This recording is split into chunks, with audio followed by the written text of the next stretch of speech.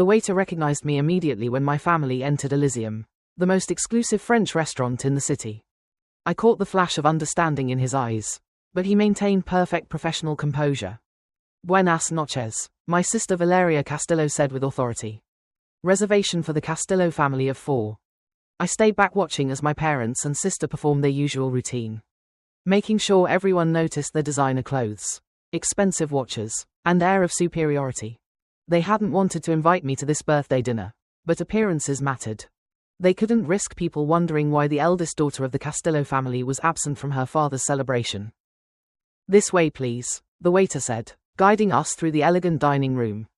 I noticed the subtle glances from the staff and the small nods of recognition they tried to hide. Valeria looked at my simple black dress with almost imperceptible contempt. I'm surprised you didn't wear one of your cheap sale items, she commented sarcastically. Some of us have different priorities than designer labels, I replied softly. Yes, like barely affording rent in that tiny apartment, she shot back with a mocking smile. Mom gave us a warning look as we sat down.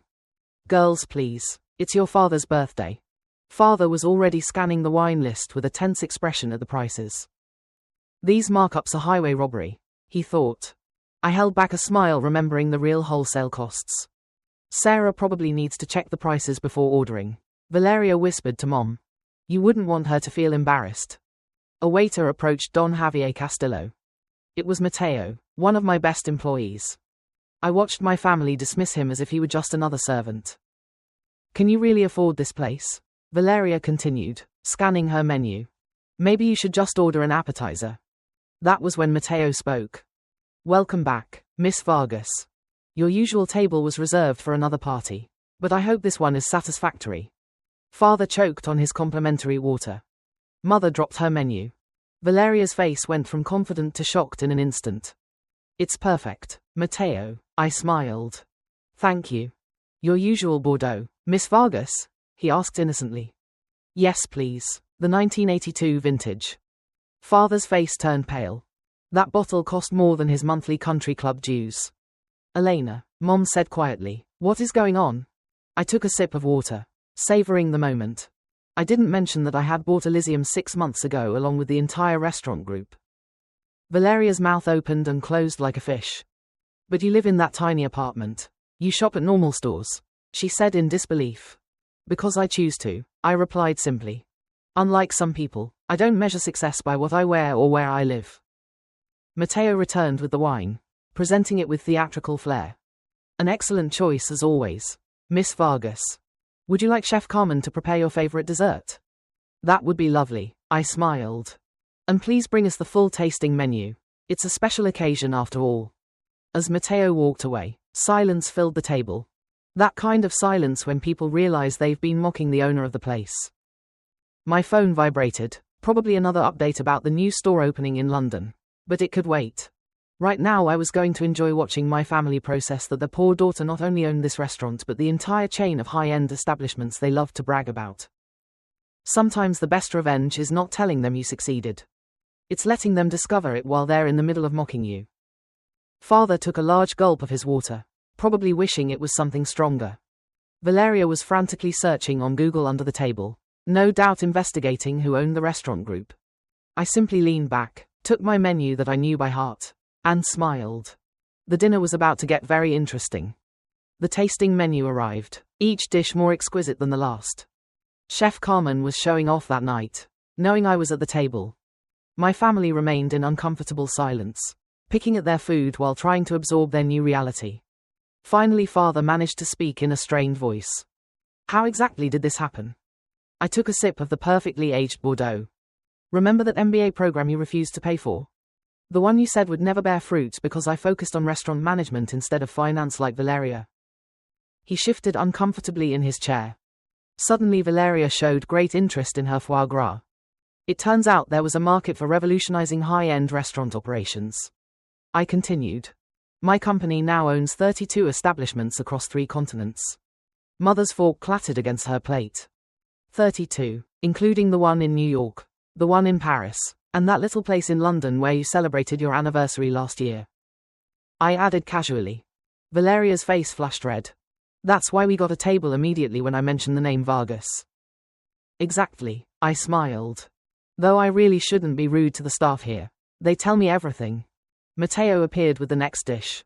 A perfectly seared scallop that wasn't even on the regular menu. The chef's latest creation, he announced. Would you like your opinion, Miss Vargas, before adding it to the permanent menu? I could see father calculating the value of my empire in his head. The same empire he said I was wasting my potential on instead of joining his investment firm. The London location opens next month, I mentioned while tasting the scallop. We already have reservations full for the first 3 months. London. Mother's voice was faint. But you said you couldn't afford to join us on our trip to London last summer. I was there, I replied, supervising the construction of my new restaurant. I stayed in my penthouse instead of the family hotel. Valeria's phone vibrated, probably one of her high society friends who saw us and spread who really owned their favorite restaurant. So that's why you never moved to a bigger apartment? She asked. You never bought designer clothes? I prefer to invest in what matters, I replied. Like paying my staff the best salaries in the industry, providing health insurance and educational benefits. Creating something meaningful instead of just displaying wealth. The sommelier approached with another bottle of wine. Miss Vargas, that investment group is here again. They want to buy the restaurant chain. Tell them what you always tell them, Matteo. It's not for sale, not for all the money in the world. Father nearly dropped his glass. Investment group, Morgan Stanley, I replied calmly. They've been trying to acquire us for months. They offered 12 times earnings last week. The expression on his face, the investment banker who had dismissed my business plan years ago, was priceless. Mother leaned forward. Darling, why didn't you tell us? We've been so worried about you living so modestly. Because success isn't about showing off, Mom. It's about building something real. I gestured to the elegant dining room. Everything I own, I built myself. Without family money, without connections, without a trust fund. Valeria's face went from shock to calculation. Still, you have to make reservations in advance, I interrupted. Your name no longer guarantees special treatment. In fact, I smiled sweetly, you might find some of our branches mysteriously full when you call. The dessert cart approached with Chef Carmen's famous soufflé, accompanied by an aged port wine that cost more than Valeria's designer handbag. Happy birthday, Father. I raised my glass. Consider this dinner my gift, as it has been every time you've eaten at one of my restaurants in the past year. Sometimes the best revenge is not just owning the restaurant. It's letting them realize they've unknowingly depended on your generosity the whole time. The port was excellent, almost as excellent as watching my family try to swallow their pride along with their dessert. While coffee was being served, the dynamic at the table had completely changed. Valeria's condescension was gone, replaced by awkward attempts at flattery. Mother kept mentioning friends who would love to invest in my next project. Father mostly remained in stunned silence, no doubt thinking about the many times he had bragged about Valeria's junior position in his firm while dismissing my small restaurant job. Miss Vargas, Matteo approached again. Chef Carmen requests your presence in the kitchen when convenient. The London menu needs your final approval. Valeria nearly jumped out of her seat. Can I come? I'd love to see. The kitchen is only for staff and owners, I interrupted politely. You understand. Mother tried a different approach. Darling, you have to let us organize a celebration. To think our daughter is such a successful restaurant owner. I finished.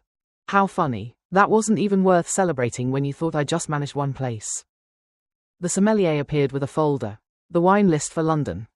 Miss Vargas, Mr. Thompson called about the Tokyo location. Father's head snapped up. The Tokyo opening will be next spring, I confirmed.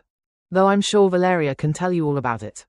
She was there last month trying to use the Castillo name to get a reservation at my Paris restaurant. Valeria had the grace to blush. I didn't know the staff would tell me about every attempt to drop my name. Every time you were rude to my employees. Every complaint about the prices. I smiled. I know everything that happens in my restaurants. I stood up, smoothing my affordable-looking dress. In reality, a handmade piece from a small atelier in Paris. Now if you'll excuse me, I need to speak with my chef. But it's Father's birthday dinner, Mom protested. And paid for by her, just like every meal you've eaten in my establishments. I pointed to Matteo. Please make sure my family has everything they need. Add the usual tip to their bill. There you go, I said. You witch, Valeria shouted. Of course, I smiled. Just because I own the place doesn't mean everything is free. That wouldn't be good business, would it, Father? In the kitchen, Chef Carmen greeted me with her usual enthusiasm, showing me the planned menu for London. While we discussed wine pairings and seasonal specials, I could see my family through the kitchen window huddled in conversation. My phone vibrated with a message from Valeria. I'm sorry for everything, for how we treated you. Another from Mom. We were wrong, so very wrong. And finally one from Father. I never saw this, your vision, your potential. Can we talk please? I wrote one single reply to all of them. Reservations required. 3-month waiting list. No exceptions. Then I turned my attention back to my chef's brilliant creations. To the empire I built while they weren't looking. To the success they never imagined. Later that night, while walking through my modest apartment, in reality the entire top floor of the building, minimally furnished because that's how I like it, I looked at the framed review from the day I bought Elysium. Unknown buyer transforms struggling restaurant into culinary empire. Unknown, underestimated, unstoppable. I took my phone and sent one last message to my family. The next time you judge someone's worth, remember that the person you're looking down on might actually own the ground you're standing on. Then I opened my laptop to review the plans for the Tokyo location. After all, success isn't about proving others wrong. It's about continuing to prove that you were right. And sometimes the best flavor isn't in the finest wine or the perfect souffle. It's in the moment they realize they've been dining in your success the whole time. Thank you for listening to today's story. Don't forget to like, share, and subscribe to support the channel. See you in the next story.